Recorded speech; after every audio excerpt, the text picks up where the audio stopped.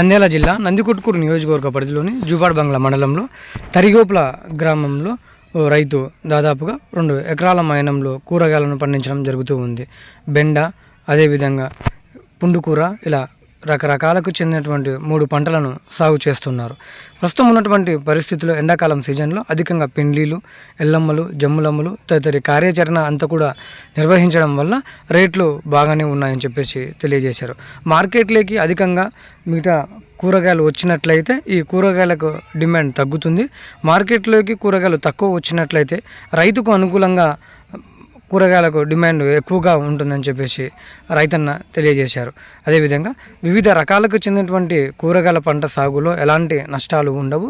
మనం కూరగాయలను పంటను కాలాన్ని పట్టి మనం కూరగాయలను సాగు చేసుకున్నట్లయితే అధికంగానే లాభాలు పొందవచ్చునని, అదేవిధంగా ఒక ఎకరా పండించే పంట కూరగాయల లాభం పొందవచ్చని తెలియజేశారు. నాది తరిగోపులన్న రామన్న గౌడు నా పేరు. ఇది 1 ఎకరా బెండ వేసినాము. 1 ఎకరా బెండ మీద మేము ఇప్పుడు మార్కెట్ బాగుంటేనా బాగా వస్తాయి డబ్బులు, లేదంటే మార్కెట్ బాగాలేకపోతే ఊకినైనా పోసి రావాలా. కొద్దిగా అది మట్టికే వేసినాము.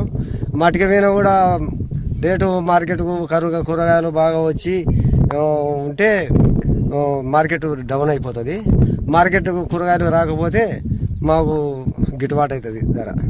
ఇది కొంచెం పుండుకూరనా, ఇది పెళ్లిళ్ళ సీజను. ఇప్పుడు యాది జమ్మలమ్మలు, ఎల్లమ్మలు చేస్తుంటారు.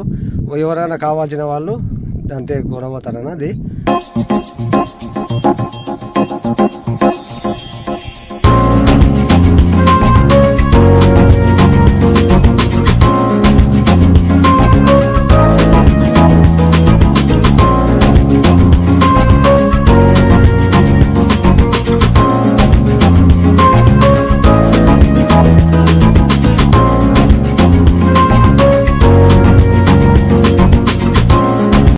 అది ఇట్లా ఇది 1 పావు ఎకరా దాకా వేసుకుంటాం మేము. ఈ 3 రకాల పంటలైనా వేసినది 3 రకాల పంటలన్నా మళ్ళీ నేత పుండుకూర అక్కడ వేసినాము.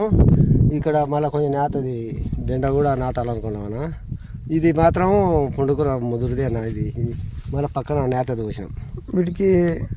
వీటి ఖర్చు ఎంత ఉంటుంది? అదే దీన్ని ఖర్చు అయినా మనకు మందులు, మాకులు, స్పేర్ మందులు, భూమిలో మందులు బట్టి ఒక రావచ్చు అన్న. మాకు ఒక 20,000 30,000 దాకా రావచ్చు. దాని ఆదాయము చెప్పనీకి లేదన్న. మార్కెట్ని బట్టి అది చేయాలన్నది బట్టి మీ పుండుకూరది అది ఇది మార్కెట్ ఒకసారి రావచ్చు, ఒకసారి మార్కెట్ డౌన్ కావచ్చు.